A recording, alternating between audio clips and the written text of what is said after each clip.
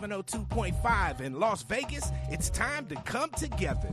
Rainbow Dreams Educational Foundation presents the 24th annual Las Vegas Juneteenth Festival, going down Saturday, June 21st from 4 to 9 p.m. at the Expo at World Market Center, and it's free to the public. Catch R&B icon Tweet live on stage, plus performances by Kiss Kiss and the Squad, Darnell Alexander, Unk and the Nephews, and Las Vegas's pop princess Ray Millie. Hosted by DJ Ambeezy with Not a Boy DJ and DJ Kelly J on the ones and twos. Stop by and visit the Hot 702.5 FM live remote tent and check in with our on-air personalities. Shop the vendor marketplace, hit up the food trucks, and enjoy surprise guests throughout the night. Presented in partnership with Google, MGM Resorts International, Live You Equals You in the city of Las Vegas. Come together this Juneteenth weekend to celebrate freedom with Tweet and Rainbow Dreams. Get your e-ticket now and be entered to win one of our fabulous prizes. Visit June19LV.com. That's June19LV.com.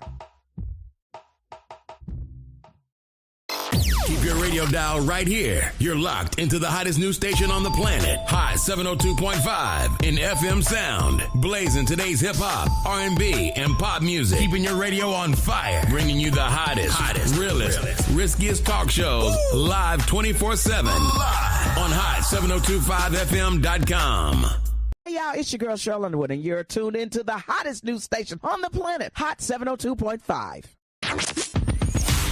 Hi. Hey. What's up? All your favorite artists. Check it out. Say my name. DJ Khaled. This is Mila J. Bruno Mars. On hot7025fm.com. Tune in now on hot7025fm.com. Yeah. Jones, hey, Greg Deville was at it, man, hey. If you want the real, holla at Greg Deville, he'll tell you how to do it. Now get to it. If you want the real, listen to Greg Deville, he'll tell you how to do it. Now get to it. I'm talking real estate, building wealth, making money for your family and yourself. Now tune in, we here to help. Now tune in, we here to help. You wanna be a broker, you wanna be broke. You wanna be the joker, you wanna be the joker. You gotta bring more to the table than your hope, dreams, and wishing. I can feed you fish or I can take you out fishing. I can show you the vision, addition and division, mathematic equation. Make the money flip like an acrobatic, amazing. Greg Deville help you build the foundation. I'm saying, if you want the real, holla at Greg Deville, he'll tell you how to do it. Now get to it. If you want the real, listen to Greg Deville, he'll tell you how to do it. Now get to it. I'm talking real estate, building wealth, making money for your family and yourself. Now tune in, we here to help. Now tune in, we here to help.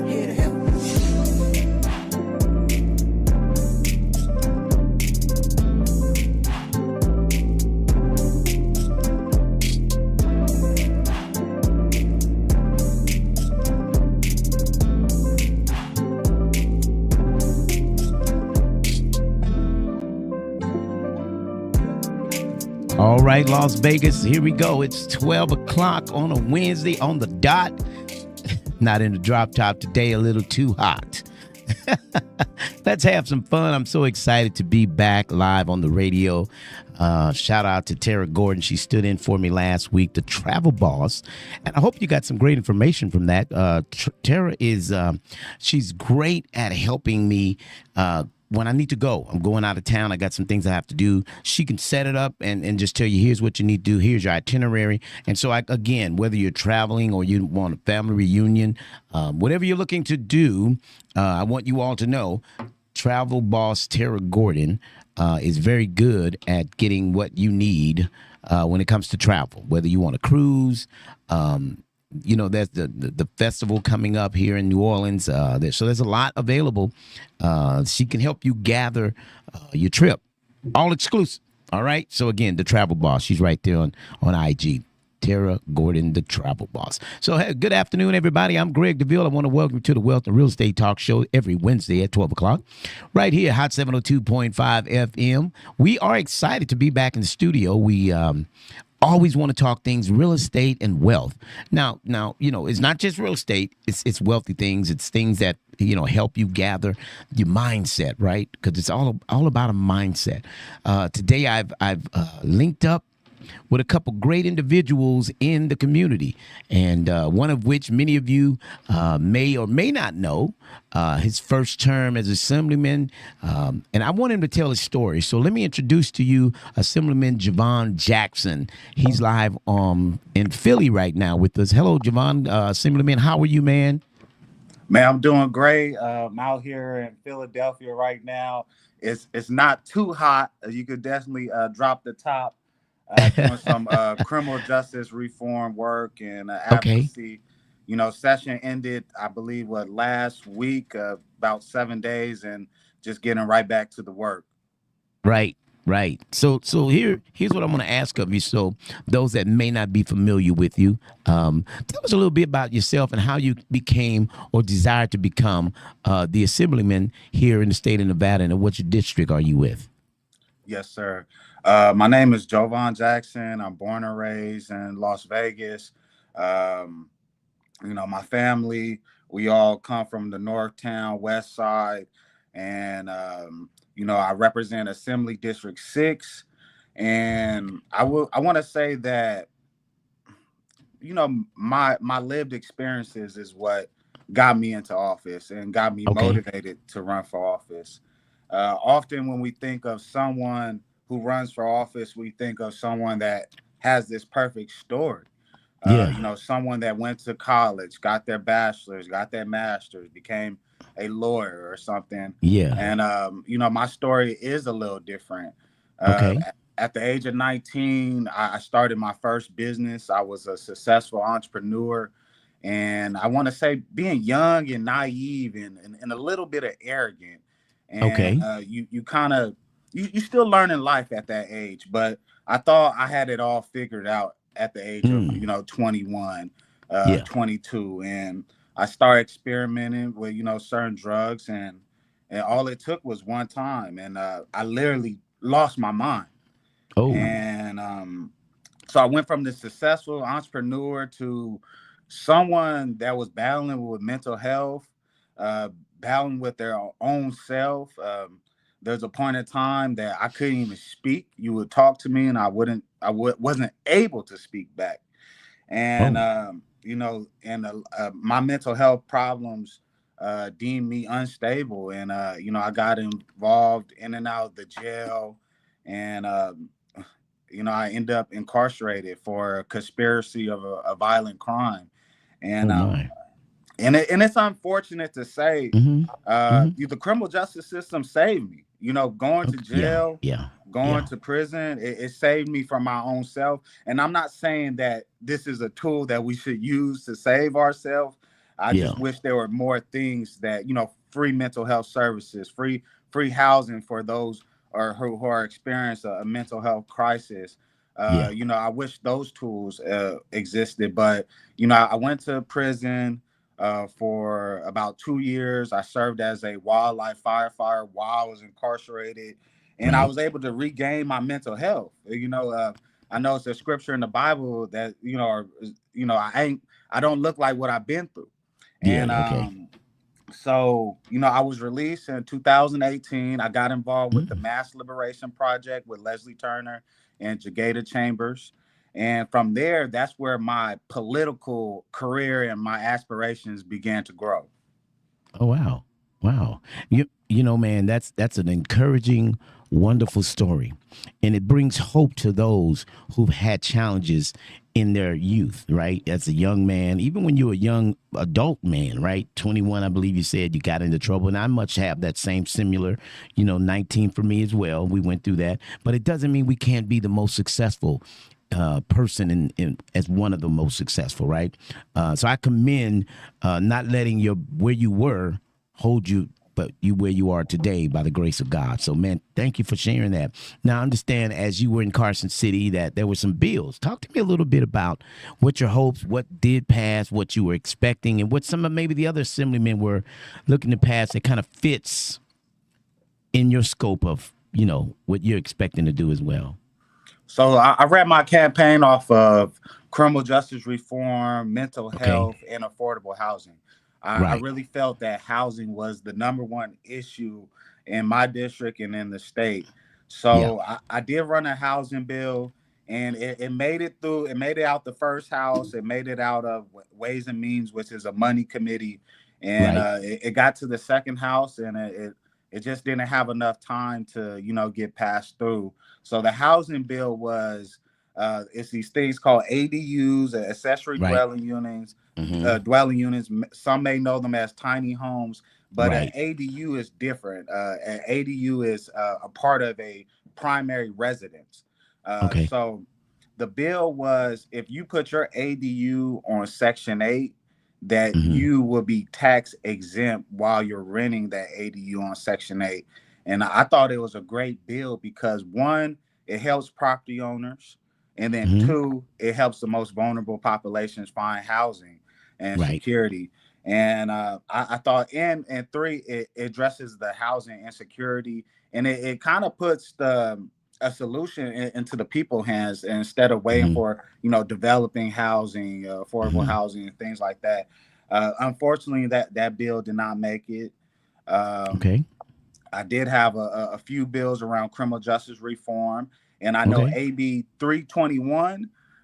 Like I said, my story, I served as a wildlife firefighter while incarcerated. So that job isn't always reserved for you once you're released. So to me, it was disheartening to know that, I served my state. I almost, sacrificed my life fighting fires. And that same job, I wasn't promised to, when I got out, of incarceration. So I made a law that guarantees a pathway to employment for those who served as a wildlife firefighter while incarcerated in Nevada, that they could, attain this same job once they're released. And it also created a housing program for current people incarcerated, where if they don't have somewhere to probation or parole, that they could enter this workforce program and they could become wildlife firefighters. That passed, and I thought that was an amazing bill. And often we look at criminal justice reform, and a lot of folks, they talk about the voting part. But I think when you are impacted yourself and you're out of prison, you just want to work. You just want to provide for your family. You just want to be able to pay the bills. So I thought that was a great concept of workforce development. And I agree. And let me just, not to interrupt, but I agree, because I too, back in Southern California, was at Wayside Honor Ranch. So I fought in the hills of Hollywood in the fire suppression. Right. So I too did that as I was incarcerated, waiting on the chain gang, they call it, going to prison. So I agree. That would be wonderful, because you got experience on fighting fires. Right. You got the experience on how to draw the line. Right. So if I can get out and do that, now granted, the fires are hot. And then the uniform is hot, and so I've been in about 4 during my time of incarceration, right? So I think that's a wonderful bill, being that you have the experience. How is it that I can get employment? Because I've learned how to break down chainsaws. I've learned how to linseed oil the hammers, the handles of the tools. I've learned so many things, man. Incarcerated, how can I? Much like Jeff, Brother Jeff with the men's, the cook, Chef Jeff, incarceration, learn how to cook. Guess what? With that, he's made a wonderful schooling, teaching how to become, it took from a disadvantaged situation, but it became an advantage for many. And so let me say, well, what you're doing is an advantage for me. I know and I told my mother incarceration, she taught me one thing when she found out I was going to 2 years. She said, good. She said, maybe that's what you need to get off the street and get out of your addiction and get out of your behavior, right? And so we've learned something. So you and I didn't know that. We have that commonality there with have been through. And so give me the other bill that you were excited to have gotten passed. So there's 2 other bills they're waiting for to be signed by the governor. So my background is in mental health services. I have provided mental health services for about a decade. And so I did have one bill around mental health. And it's not the traditional, when you think of a mental health bill, know, the future, right? We talk about chat GPT and AI and all these automatic things. So I had a bill that stop AI from becoming a licensed therapist, a licensed psychiatrist, a licensed school social worker, a licensed counselor. And I know this kind of seems, off the wall, but in other places they're doing the exact opposite. They're trying to have AI be recognized as a mental health services, a billable services, something, by where Medicaid could recognize. And I really felt the need that, AI is a great tool, but it should never replace a therapist. It should never replace a human. And these humans are licensed for a reason. They go through thousands of hours of training. And I know we have Ashley Dotson that should be getting on the air soon, that, that they go through this training because, human are flawed. And just like AI, it has flaws too. There were stories about, children asking for advice, and AI basically went delusional itself and told these children to kill themselves. So that law is awaiting to get signed by the governor. And I think it's a common sense legislator. Like, AI is a great tool, but it shouldn't replace therapists.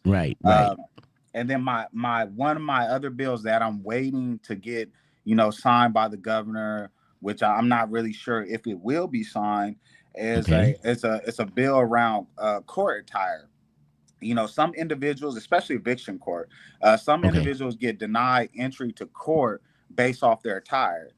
Say if you're low income, or even say if you're homeless, you may not have the best attire going into court. And often, the bailiff may deny you entry to court. I know this has happened to me before, not as a defendant, but as a participant of court, where I was denied entry because I had shorts on. I didn't have pants. And you think about someone, especially in Las Vegas during the summer, 120 degrees outside, you catching the cat bus. I don't even think they call it cat bus anymore, but you catch the bus for 2 hours. And, it's hot. You don't want to be in those slacks and a coat. So this bill is basically to protect those individuals that the court cannot penalize you or consider you a no-show if you don't have the right professional attire, business attire on. And I really felt like this will make sure that everyone has their day in court, and make sure that no one's being evicted just because they weren't able to enter the court because they don't have the right clothes. Or at least if it could be noted that that person did show up, because it becomes a bench warrant once the judge, it comes across and you're not there. Now it serves as a bench warrant. So the sense that it makes is, or it's, let's say you're not sure if the governor will. Now let's hypothetically say he does, but if for whatever reason it doesn't, can we go in and say, can it be noted that that person was here? They just were not, the attire was not acceptable. But make note, have a sign in, right? That person did. But then the other part is people may sign in and dip. So that, I don't know, we gotta fine tune that, right? Right. So the bill is very specific. It still gives the court discretion to deny someone into court, but if you deny this person, you cannot penalize them just because they weren't able to enter the court because they're tired. So hey, you don't want this person in because they got flip flops on. That's fine. But don't mark them off as a no show and have them evicted. So it gives the people another chance to come in the courtroom in the right attire. Because no show is a guilty plea. Basically, just off the top, it's a guilty plea. I mean, because if you're there contesting an eviction, you don't show. I win, because I've done a ton of evictions. You don't show, I win. Nevertheless, anyway, Assemblyman, I am appreciative of your time. I know you're in Philly right now. You're at work. You're not just out there chilling in the weather and enjoying the season. You're working, and so you're welcome to stay on board. I'm going to bring up Ashley. Maybe you should stay. Do you have a little more time to spare with us? Absolutely. Absolutely. And Ashley was up there in Carson City with me too. So I did. I love to. I love her. The gentle woman from Nevada. Everybody, let me welcome on the show Miss Ashley Dotson. Hi, Ashley. Good afternoon to you. Hello. Good afternoon. Yes. The gentlewoman is crazy. Yeah, it is. But I saw your spirit. Yeah, the gentle lady from Texas, the gentle lady from Nevada. That might mean something down the road. Ashley, we just don't know, right? We just don't know I'll because receive that. I'll yeah, receive I see your fight. I see you're standing firm on what you believe, and I've seen your opinions, and they make sense. You're not just trying to get notarized to be seen, but I've seen you out there, and I've noticed your posts. In fact, today I noticed something you post, and I liked it. June 11, 2025. You said you posted this. You said sometimes the road curves because your soul is being led somewhere deeper, truer, and more aligned. What feels like a delay might actually be divine timing, and what appears to be a detour could be the most direct path to your purpose. Trust the pause. I like that. Trust the pause. Trust the redirection. It's not a punishment, it's a preparation for something greater than you imagine. Now, you post that today, and as I was looking at your post, you post something else too. Breaking news about something Trump said in 2020 about even in California, right? Trump said it was illegal for a president to move in the National Guard without approval from the governor. He said this in 2020. Mm-hmm. But yesterday or day before, he moved in the National Guard without the approval of the governor. Absolutely. And so you posted this, and so after seeing that, I said, you know what? I'm bringing on the assemblyman and the gentle woman from Nevada. I think I even told you, girl, I see you as a Crockett. Jasmine Crockett is an Ashley Dobson. Yeah, she's a little fighter. So Ashley, introduce yourself to some who may not know you, may not be familiar with you, and what it is you do and what you stand for. Absolutely. Well, thank you again, Mr. Deville, for having me here. Absolutely. My name is Ashley Dotson. Many know me as Coach Ashley D. I am not a Las Vegas native. I'm actually here by way of California, but I did grow up here. We moved here after the riots. I went through the Clark County School District system, which is obviously very questionable, but I did go to some of the best schools. I grew up in Spring Valley. We came here from LA, and I grew up in some very interesting areas prior to getting. I had a culture shock when I got here, right? I was around most Black and brown folks, came to Spring Valley, and that's when I got introduced to racism. And those were the things that I did not have back home. So very quickly, I became a gentle fighter. Okay. And, you know, those things were just always a part of me. I started to experience going to therapy in my young age. So when I got to my adulthood, or I would say after high school, I transitioned from being in media to wanting to see what it was like to do mental health, which also sparked a lot of my social work capabilities. So I grew up in a church. My mother, we were raised AME. Right now, non-denominational, but you know how that goes. And, you know, I just turned into this big ball of everything. So that's how I became a social worker, capital SOUL on the soul. And I just been a little fighter ever since. So just for the record, just FYI right here, the gentle woman from Dallas is not from Dallas.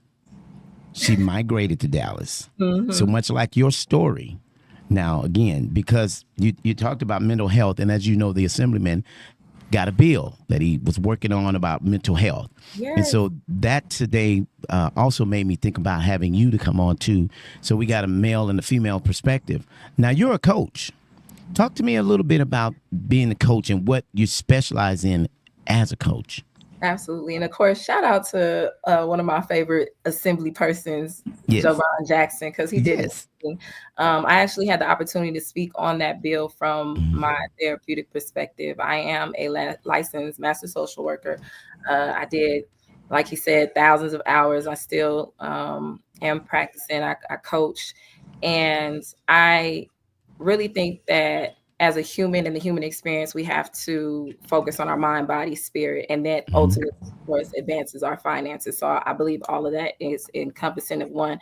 And it's just a mirror of our socioeconomic circumstances, right? So as a coach, I think that it's always important for me to one, be authentic and true to who I am, because I have some very colorful lived experiences myself. So I know what it's like to be a part of the criminal justice or injustice system, you know, by way of maybe poor choices or things that just happen to me.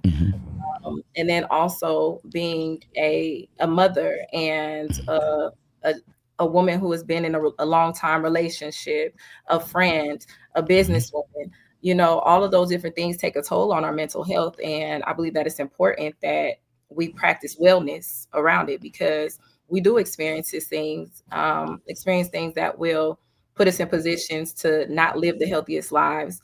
We get caught up in situations that put us in, you know, not the best situations. So for me, I've always been a people person, and some of the best things that I've ever done was just being a professional listener. Sometimes people just need somebody to listen to. Even now, I feel like I'm doing more talking than I ever do, because I'm not generally the person who's always talking. You're doing fine. You're doing well. And in fact, something else I wanted to ask you about, the Assemblyman mentioned about the AI experience, about how we're trying to get it from being so, you know, prevalent in our, what you do in coaching and, you know, mental health and going in and answers. What do you think about that, Bill? What do you think about that AI? I think that it was important.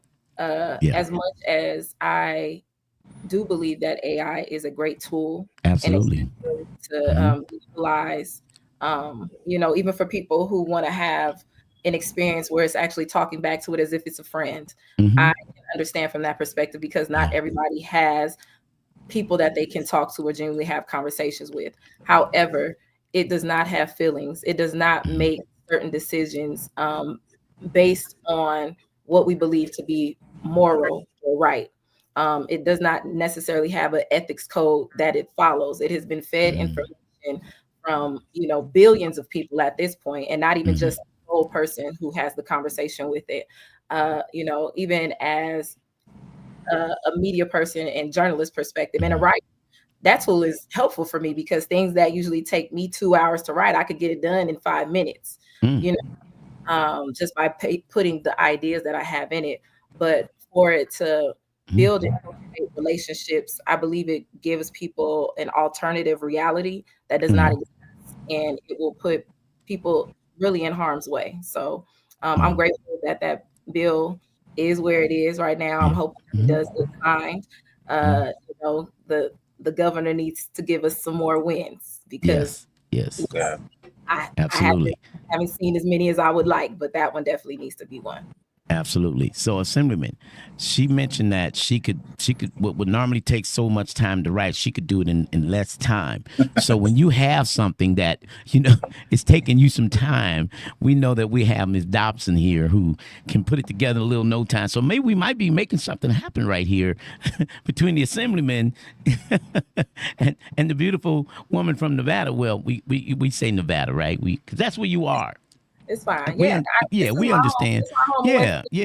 I live here. Right. And I do understand. So, Assemblyman, as you were talking about, and I still wanted to go back to that real estate aspect that you spoke about with the tiny home. And again, is that something we can present, maybe redefine it when we go back? Is there something that we can do to bring that back? Because as you mentioned, and you and I spoke one day on a street, we just happened to cross paths, and you mentioned about the idea. And as a real estate broker, I thought it would be a wonderful idea, because sometimes that space in those long backyards on the west side, there's a ton of space, and what are they doing? It's just dirt sitting there. And how can we capitalize? That may be an income for a senior who can use it as a rental space, right?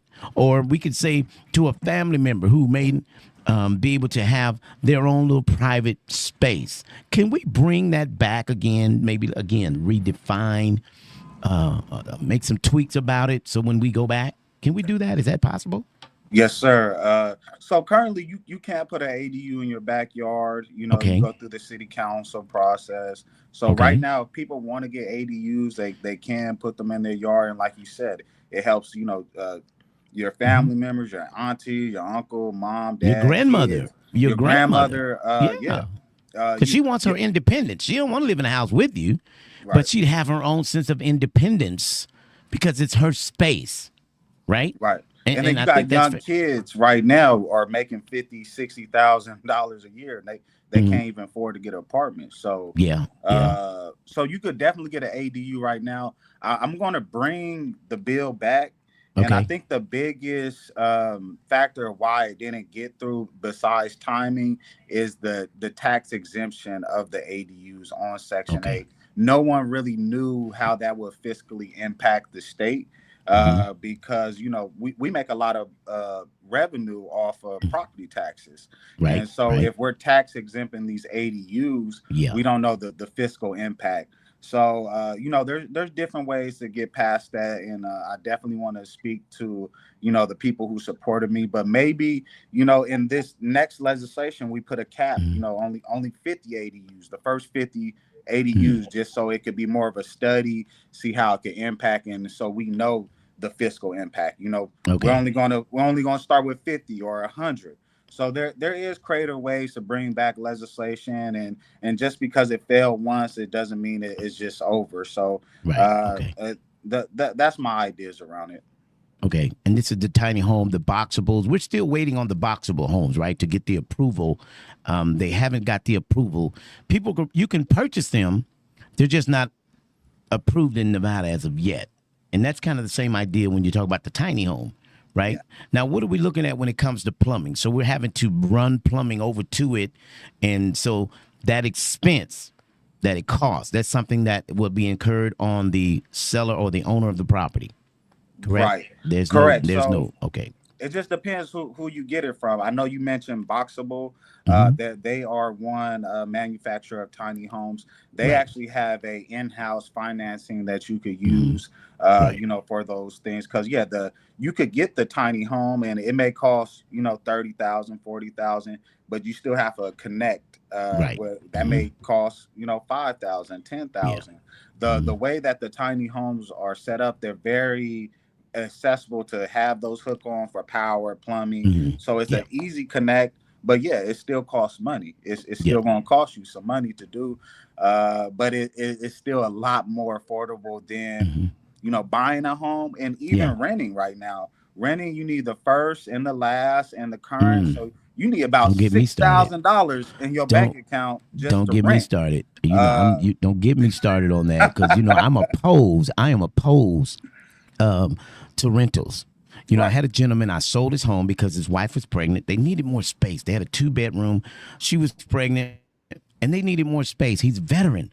And we were selling a home. He says, I'm going to rent because I'm getting deployed next year. He was going to another location, right? He's active military. We were in the process of selling his home. We're a week out. So he's looking for a rental. His rental was going to cost, he needed to have 3 times a deposit, another security deposit, and first month's rent, right? So it was going to cost him so much to use his VA cost him nothing. He said, Mr. Deville, you were right. It cost me nothing to use my VA. Once you sell a VA home, you can purchase another VA home tomorrow, right? There's no waiting period. You can immediately go into another purchase. Once you get that loan paid in full, your DTI is available again.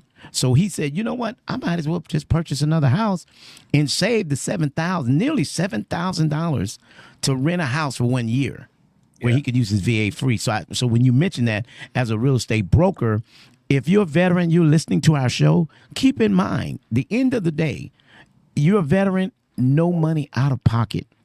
And there's free buyer representation. So I represent buyers absolutely no charge, right? The seller pays the commission.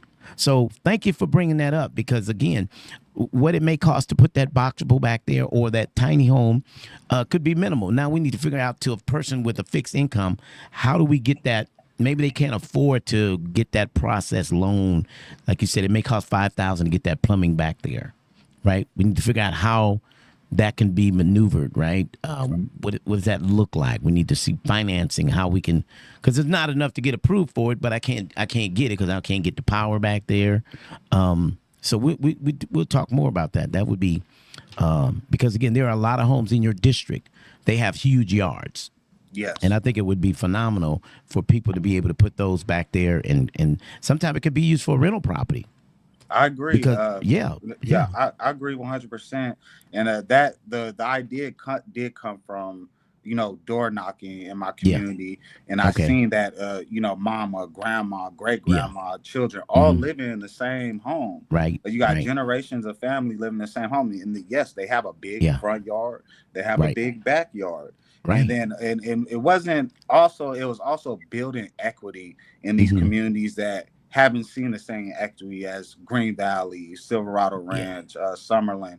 We have seen the rest of the valley flourish in equity. So I really felt like if we are able to put, these tiny homes, these ADUs on these historic properties, these properties that have been impacted by redlining and all of the above, that it'll at least even the playing field, build equity for these family members, and give back to the communities that need it the most.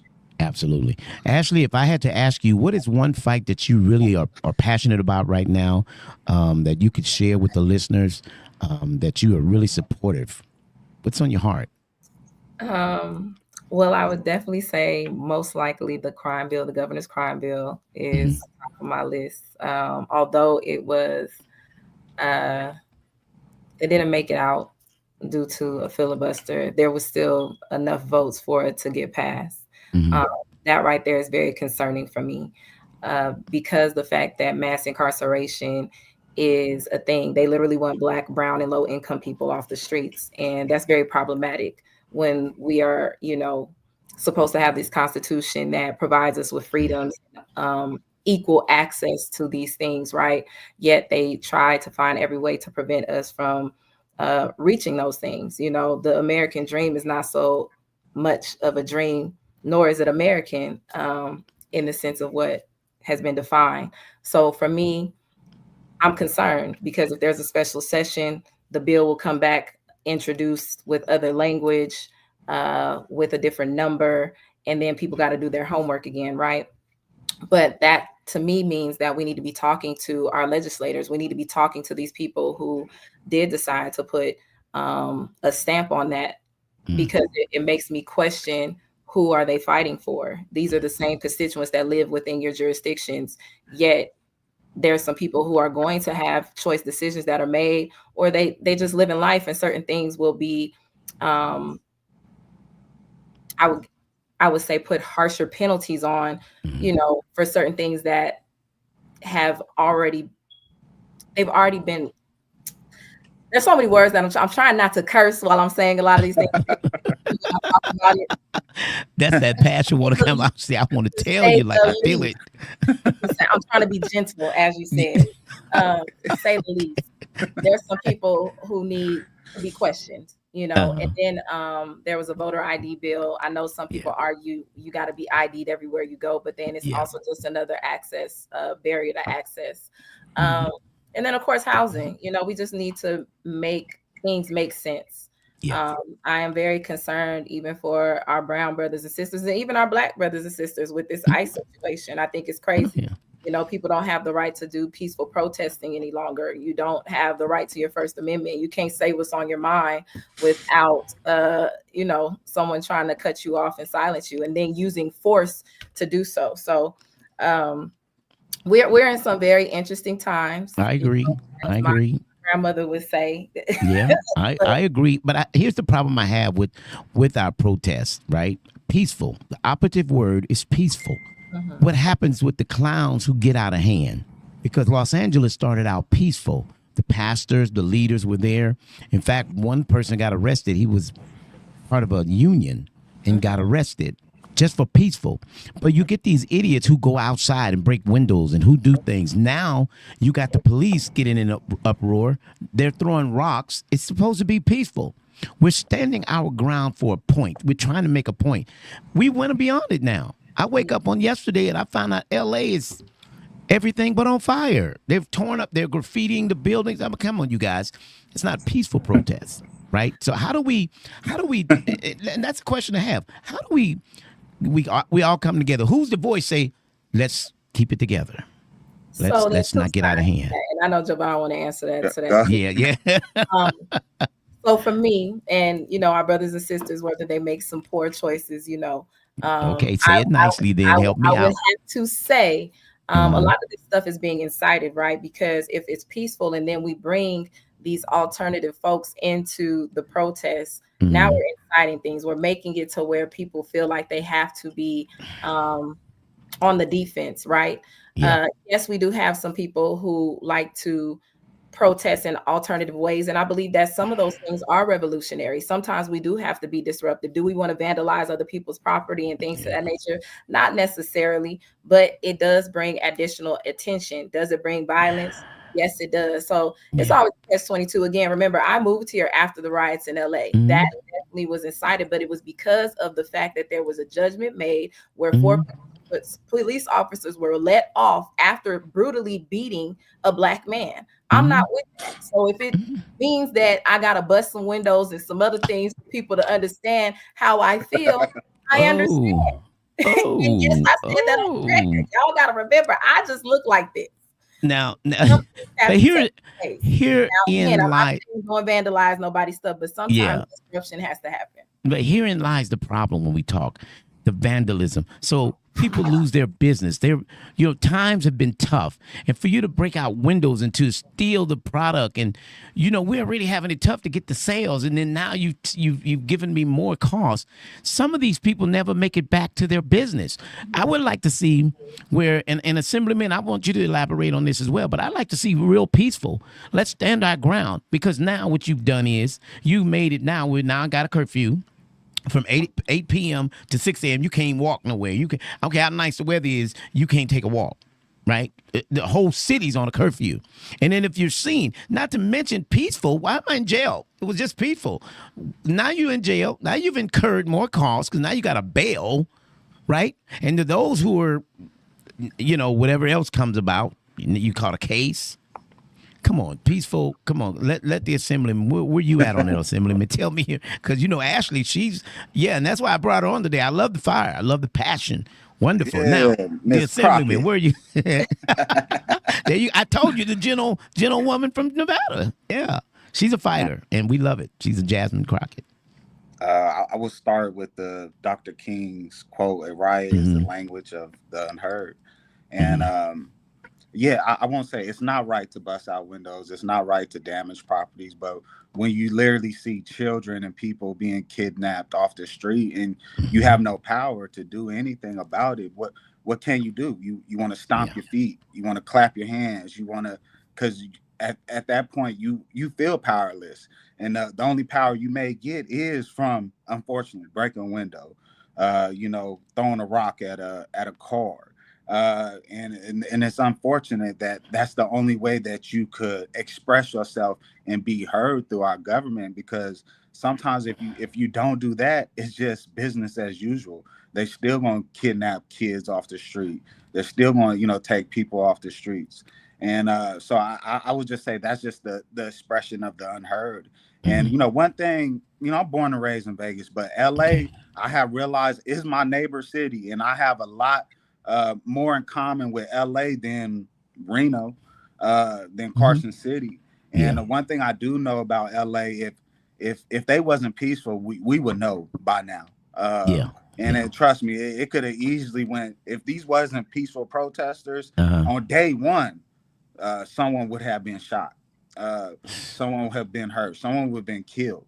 And my biggest fear right now is that people coming into these peaceful protesters that are not even a part of the protesters, and something happening, someone getting shot, and it has nothing to do with the actual protesters, but guess who's going to be blamed for those things? So I would say that, people need to be heard, and sometimes that is the only tool.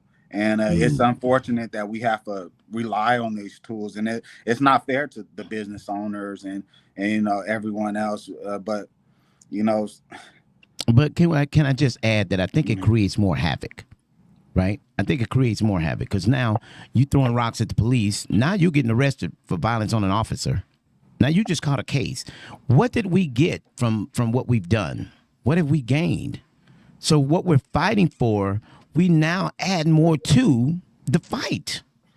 We're adding more too. Now I'm getting charged. Look at the lady who threw something at the officer. They ran and chased her down and snatched her up. And another thing, I think they need to take out lethal force out of the guns. Put bullets. If you got to shoot, put those rubber bullets in there. Well, that's I don't think it protests. They just shot the young lady, the press. The press can't even show up. No, they are escorting press because they do not want this stuff to be televised, right? The revolution is now being televised. That's what's happening. And they used to say that it was not going to be televised. No, it has to be seen. People need to know what's going on, and they have to stay informed. Everybody does not show up on the front line, right? You have your people who are part of the front lines, people who are going to be heard, be seen, cause the damage, if you will, and make sure that the folks behind them are able to ride and be protected. Now, again, I'm not encouraging for people to have to vandalize most of the time. And if these types of things are happening, it's happening in places and corporate entities where they don't even feel the burden, right? I don't want this happening on our small businesses, moms and pops, like you said, who can't bounce back from that. Of course, I'm not telling you go do that on Jackson Street or, you know what I'm saying, or something like that. These things, again, for us, Black and brown, indigenous, low-income folks are how we bring attention to our needs. Most of us are not showing up at the legislature. That last bill that I testified on, there was one little white lady in there in the room, and the person who communicated, hey, there's a young lady here who wants to testify and oppose on this bill. There's hundreds of seats in that room. Right, I saw that. Is because it's not accessible. They moved the building from Grant Sawyer way over there on Warm Springs. Most of our people live over here on this side of town. They're not going over there. There's not a bus access line. There's not a bus shuttle system that says, hey, you guys, we got bills that are coming up that you could come speak on. Why don't you ride this bus to go do that with me? That's not happening. We got to make it make sense. So and they are taking advantage of those type of situations to push a bill, right? You know, the smoke screen that Trump puts up when he's creeping other things, signing other bills, but he smoke screened you over here. Hey, look at California, but he's getting bills signed while we're looking at California. And the fact you send the military are moving, he's lying. Period. I saw that post. You did. Moving, he is lying. I don't even know have that. The only thing that I can say, besides the smoke and the screen, like we have to really believe him when he says the crazy stuff. That's when we need to believe him. You know what I'm saying? I think that's where we became naive. And I don't even know I think the country loves chaos and confusion. We operate in a state where we are always on the defense. And if people would learn how to control their central nervous system and really begin to know what it's like to live a peaceful life, they wouldn't watch the news anymore. They would do things like go outside and take a walk and go plant their feet in grass and try to figure out what it is to make them not feel so bogged down by what is going on day to day. Yes, these are parts of, our daily living situations, but to allow it to control us and how we move and how we live our lives it's unnecessary. And just to end something, that she kind of said it. That breaking a window may be the only power that our community has. I think standing unified for something. Standing unified, but in those legislative spaces, it's where when a bill that impacts Black and brown people, no one had a second thought about voting on it. But when it's a bill that impacts a certain community, everyone is in pandemonium, like, oh, we're going to be held accountable. But when it's a bill that impacts Black and brown people, it's like, who cares? And so it's that type of thinking. And so I understand though that frustration, but I know it's not right, but I understand it. Yeah. I'm sorry to hear about how that budgets are being cut. Right. We do give grants for first time buyers, those who have not owned a home. I don't say never, because you could have owned a home, but if you have not in the last 3 years. Right. And so we see so many budget cuts that we have had money that's allocated for grant funding, and now we're talking about cutting budgets. So now we're cutting off for communities for people to own their own, right? Because even for me, I own solar. And I tell people, you get a home, put solar on your home, because even NV Energy, they continually increase. You know why though? Because they can. The fattening the pockets of the executives. Warren Buffett even said it himself, and he owns it. But he made a mention. He said, I should pay more in taxes than I do. He said it's a mess how we can just increase and it just passes. I want to see something done where monies that are allocated to help families aren't the first thing snatched up. Really, I think I'm gonna contact our AG and let him come on as well. Let's talk about some changes that he's even working on, right? That will impact the impact, because I know some of the things I've heard him speak on is like you and Assemblyman Ashley are so much a voice in the community, looking out for the underserved, right? And I too want to help people stop getting their rent increase. I know a lady paying for a 3-bedroom apartment, 900 square feet, like $2,100. This is an apartment. I pay a mortgage on a six-bedroom house. My mortgage is $2,300. They pay $2,100 for a 3-bedroom apartment, 900 square feet. Something's got to be done. It has become ridiculous. I remember that this a lot of people moved here because this was a place where you could retire and it was more affordable. Right? Exactly. Our cost of living is almost mirroring LA, and of course I keep utilizing that because that's where I came from. That was just how it was. And to see, even as you mentioned with solar, I have solar on my home. I was able to purchase in 2019. The solar on my home was paid off when I got here. I am paying the same bill though, practically, with NV Energy, just because of the way that the rate hikes go. I have had my meter checked. I have had the solar people check it. Everything works, and it's just, to me, and that's probably another conversation you and I need to have. Again, because they can. Because what is the point? I'm supposed to be saving money and saving energy. So let me just speak to that before my engineer gives me the sign that we're out. So so the person that you may have purchased a home from may not use as much power as you do. So when they installed it on their house, for me, I needed 36 panels in my home. So I got 39 because I was expecting to possibly install a pool, and maybe I thought before Muskrat got in there about a Tesla, but it's totally out of the picture, right? But maybe something else. But nonetheless, I got more for capacity purpose. So you purchased a home where there may be 3 people, and now you got 7 people or 6 people living there. So you need to install more panels to accommodate your living.